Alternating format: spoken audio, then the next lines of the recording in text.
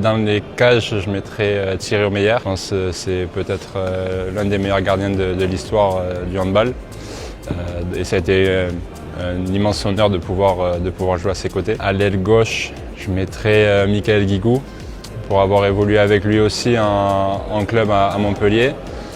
Et du coup en équipe de France, ça a été aussi un de mes capitaines sur l'Olympiade gagnée en 2021. Donc joueur magique dans tous les sens du terme. Pivot, personnellement je mettrais du coup Cédric Sorendo, quelqu'un qui a aussi eu un rôle peut-être plus discret que les autres.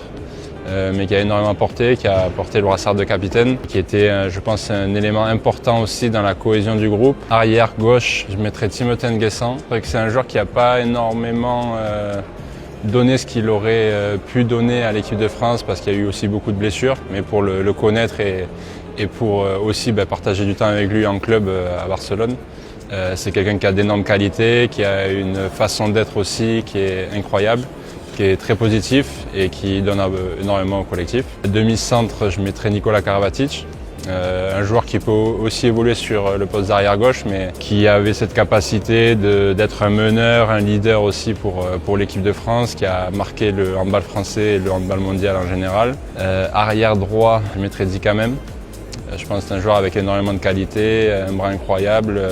Un gaucher peut-être comme on n'en avait pas vu depuis longtemps en équipe de France. Ailier droit, pour faire la paire, je vais mettre aussi Lucas Ballot parce que je pense que Mika et Luc, en soi, ils avaient cette complicité et pas forcément à expliquer non plus.